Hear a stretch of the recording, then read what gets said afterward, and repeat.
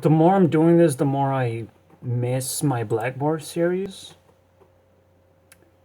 which actually was more superior than what I'm doing right now. Simply because I was using symbols instead of words to describe things, right? But and at the same time, I'm planning to create my own program for this. I cannot just do this on Paint program. I have to make sure it's very comfortable, because the moment I use GIMP, I just can't get comfortable enough. It always either resets something and I have to reorder it the way I like it, or I have to keep it up. And the moment it gets turned off, everything resets to default, and it's just a terrible thing. And at the same time, it has a few lacks of functionality as well. So I will look into that. I will look perhaps next season, which is after 100 episodes are finished. I am going to take this into the Blackboard instead. Now, the program will also probably contain, like, Blackboards contain a lot of pictures, a lot of interesting things. One important feature that is missing from GIMP missing feature, quickly adding text. I think that's the most missing feature that I found when making Blackboards. Other than that, it's just the way the drawing works itself could probably be improved as well. Now, so I'm gonna collect all of this information. I found very interesting things for future episodes, how Britain manages migration and how socialistic places manages migration in general. Why it needs migration. That their country, oh no. The reason why Britain seems to need migration is because as you arrange everything, as everything has its own order, you kind of have a habit of arranging things, right? So as you create equality, you want to create more and more equality. Instead of having the habit of, oh, I create equality and that's it, you cannot actually say that's it. You have to keep on playing the game, keep on having the habit. So you basically let migrants in order to order them around. And once you do that, well, it's going to be a pretty tough challenge to begin with. And I don't think Britain, I think Britain has to stop where it's at and just seek for a little bit of higher order at the moment. Obviously, that's what Brexit is about. It's like, you have to recognize, like, enough is enough. But some people are going in a completely weird direction, right? Not only they like migration, but they want more diverse migration as well. It's like they can lose your mind. You can lose your mind in this, and maybe America is even more fucked up in that sense. Like, who's gonna know? But this is where the people are going, right?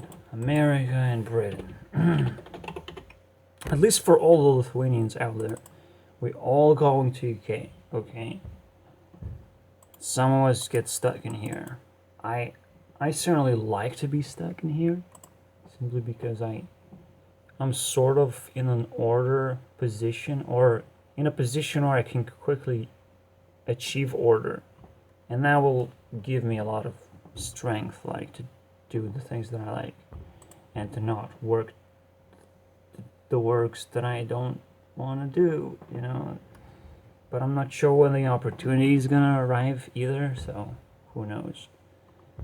Obviously, whenever someone recognizes that I'm doing a good job and I'm trying really hard and I organize things very well, until my production quality reaches people, I guess, and until people start sharing and caring, again, that's when I'm gonna get the opportunity.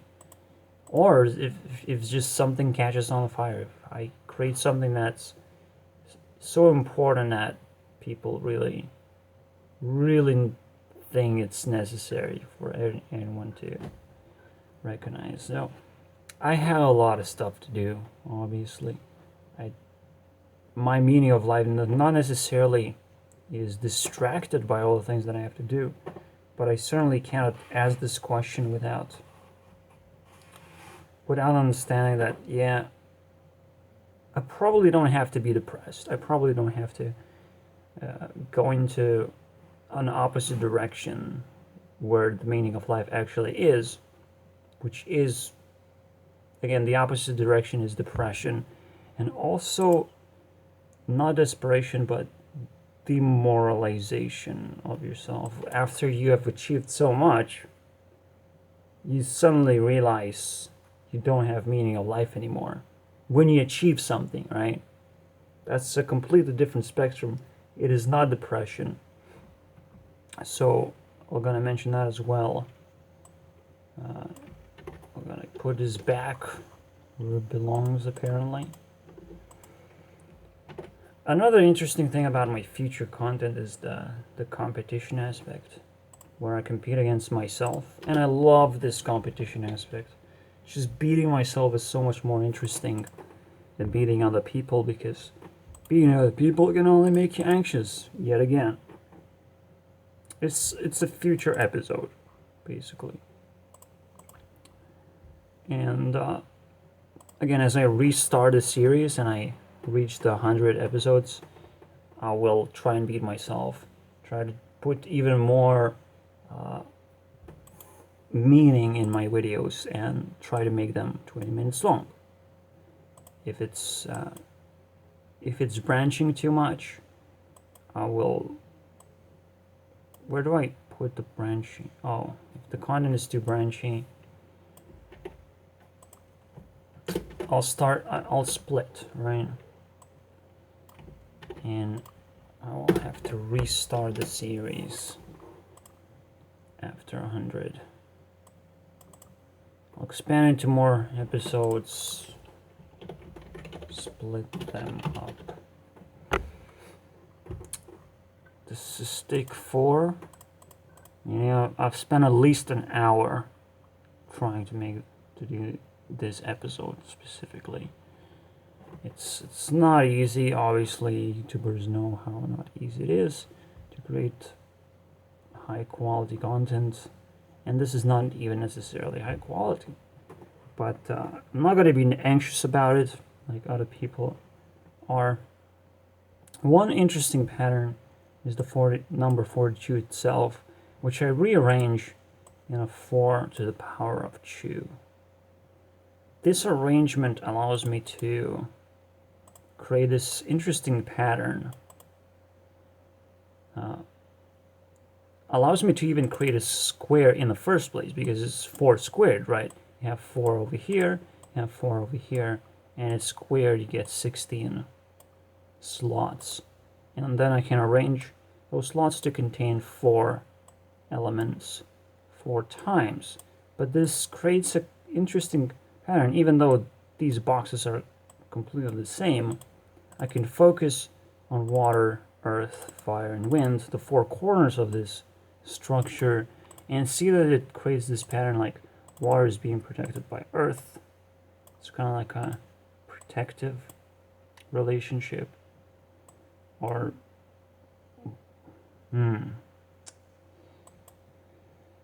reinforcement relationship, we can call it that way. And then you have the attractive relationship, or the dominance, meaning that wind would dominate water. Water would be attracted to wind specifically. So this creates very interesting pattern, as you can see. Crazy, right? And the thought itself didn't actually came, but also was reinforced by this symbol right here. The way Thoughty has symbolized his channel is pretty cool. He puts T to the power of Chu, I put 4 to the power of Chu, but the Thoughty is supposed to be 40. But instead he says it's Thoughty. Well, nice. Well done. Well done, buddy. Nailed it. Also, he nailed another thing. For some reason, this popped up at the same time as I was searching for Thoughty Chu channel. I'll have to watch it, even though it's 5 hours long, guys. That's what gamers do. They watch content while they're gaming. They watch documentaries. At least I do. I mean, I don't know what gamers do, to be honest, but I do. And it's fun that way. You beat yourself up and you watch documentaries on the side of gaming. I also watch a bunch of Avatar stuff. I even put these into squares as well. You have 4 elements: Korra, Bolin, Mako, and Azami. And they did it again in the first series with Toph, Aang, Sokka, and Katara. All have 4 elements, which just fucks me up really badly. Like, damn. Is it really? Or they just put as different personalities as you can possibly get. Like, these are the different personalities you can possibly get. And not even that. They flipped the genders for taking fire and wind and putting 2 guys first. They flipped the genders and played it that way. And they played it in a, you know where the setting of Legend of Korra is. It's a little bit after the events, and it's a little bit more modern world where everyone actually has a lot more skills. The bloodbenders are taken over in the first book, basically. Oh my god, they have learned how to bloodbend everyone. And that was a little bit too OP for me to watch and not cringe of how bloodbenders work, but this is about relationships mostly. This square of relationships is what I'm pointing towards to. Interestingly enough, the sarcasm I hinted at Sokka, it's like, oh yeah, he's a fire element. You don't know that? Like, these ones are so obvious, they actually bend their own elements, and they have the same personality as the element they're bending. However, Bolin bends earth, but only has a water personality. Mako bends fire and has earth. This doesn't make sense anymore. Asami doesn't bend anything. So this doesn't make any sense. But at the start of the game, it was. Or the first series of Avatar, you get the very obvious situation, except for Sokka, which just filled in the spot as well as a fire element, but the way he did it, he used a bunch of sarcasm, and the sarcasm style comes from Anthony Padillo himself. He makes these videos where he's almost crying in every video. Everything is just so sad and sarcastic at the same time. Because he almost supports the side of whatever, like flat earthers or something. He supports the side of extreme, and it's almost he almost supports it sarcastically, but at the same time he can almost be torn apart because, well, maybe those people are actually genuine. Who knows, right? So in Korra, The Legend of Korra, have you watched this YouTube series? Because I encountered that. And it created, it caught on fire again. Another pun, caught on fire. Turned into a meme. And now I also can say that everyone hates Jake Paul. Yes, Korra basically has a Jake Paul personality, and it's basically doomed to be hated. She's just doomed to be hated. It's almost like the entire series is doomed to be hated as well in this case. And I'm not sure if Avatar 3 is going to come out, or I don't even know how to check whether it's going to come out or not. So I'm waiting, guys. I'm waiting. I want more answers because Avatar is just giving clues left and right, just like what Naruto did. But yeah, both of these series I will have to explore as much as possible. Avatar inspired a lot of things, or at least reinforced a lot of beliefs that I have, and the way that I, not necessarily the way that I look at elements, but the fact that I use specifically 4 elements and not electricity, right? To put electricity on top of fire, I don't necessarily approve that, but whatever. We have electricity, but not as a 5th element. Great. I found electricity is actually superior to all the elements, but I don't know. It's just, vibration is so superior than anything. Anyways, so yeah, at the moment, at the first book, Korra ends up with Mako. But as we know, fire destroys Earth. Korra just dominated the guy, but in the 4th book, she ends up just supporting Asami. I cannot say that she ends up with Asami, because that's not a relationship. Women cannot have relationship with each other in a way, or let's say romantically. I don't know. They cannot have a family. They cannot do that. They cannot pretend to have either. They cannot even pretend to have personalities suited to create a family or a relationship in the first place. So there's some weird shit going on. And again, these series are to be hated and to be explored in that sense. I don't know what we're gonna find from this, but it's definitely something I'm looking into. And again, my meaning of life is just distracted, isn't it? The reason why I looked into this is seemingly Avatar Legend of Korra depicts this 1860 and forwards, the period where railroads taking place. It's like the steampunk era, the steampunk.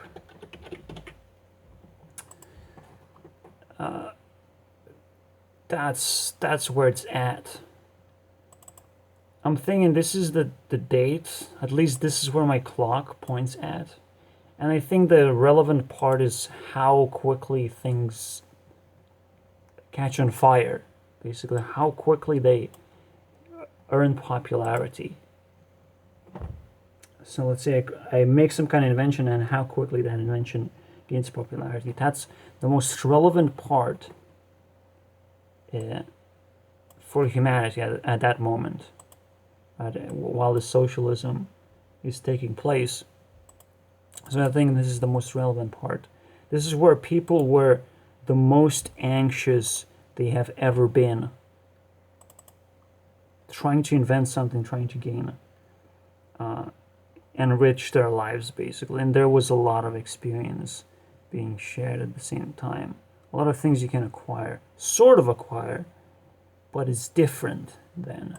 I want to make sure if that's a correct thing to imagine, because there's, again, a lot of family building, a lot of real life. Now that we have internet, we sort of lose all of this that we had back in the day. We had a lower population. We didn't have a population. All of these things that seemingly are good are probably bad once the authority taken place. But this thing might be the case. I just looked into history, and I looked what was the invention of 1860s, and railroads were taking place. I'm just not sure how fast the travel is in general and how railroads actually helped. But knowing that steampunk is a thing in the first place, that's very connected with railroads, right? All right, so, oh fuck me. I guess we ran out of time. I wanted to talk about anxiety. I wanted to talk about depression. I wanted to touch all these weird things. And emotions that you're supposed to avoid in order to continue the meaning of life. The meaning of life is a continuation of things. First, so as a teaser, I can say first you explore life around you. Figure out how life works, right? You kind of have the idea that life is beautiful and you need as much experience as you can get. Great. But that leads to anxiety where you're trying to achieve experience for any cost. Like you're trying to up yourself every single time you catch an experience.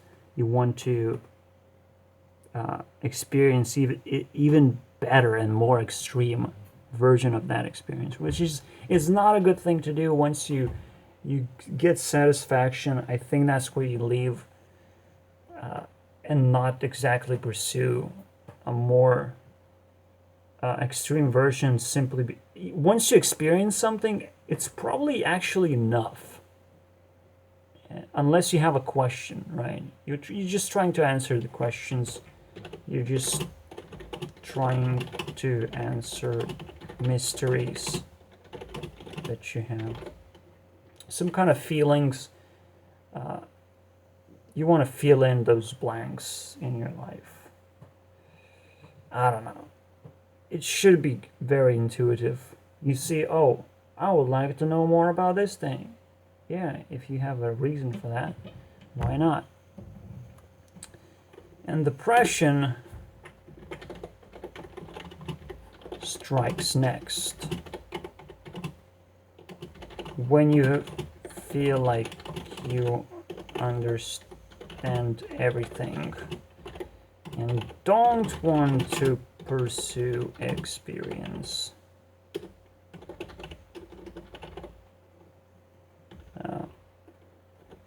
You sort of lose interest in everything. That's just natural, and then you start thinking about what is the meaning of life and why I should even do all these things that I'm doing. But first, again, you need to know how life works. You need to gather all the experience, then you have to actually figure out what does experiences mean. Depression is also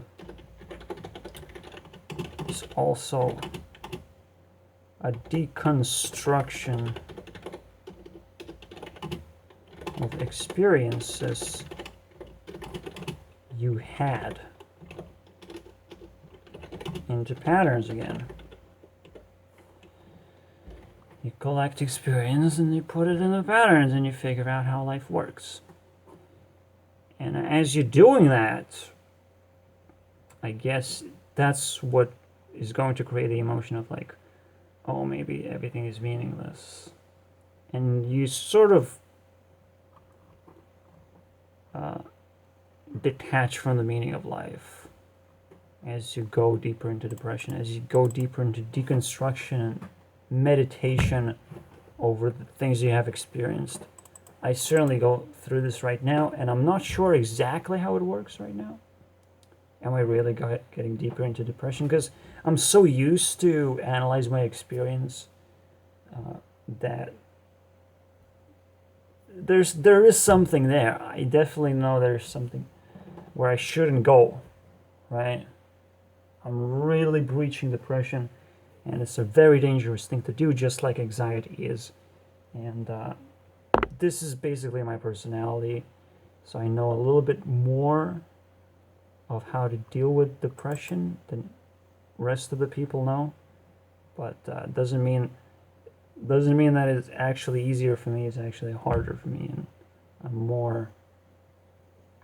I'm deeper in this shit than other people, right? If I'm a shit expert, you know, I ate some shit right there. Oh boy.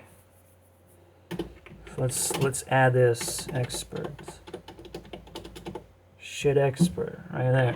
See you guys next time.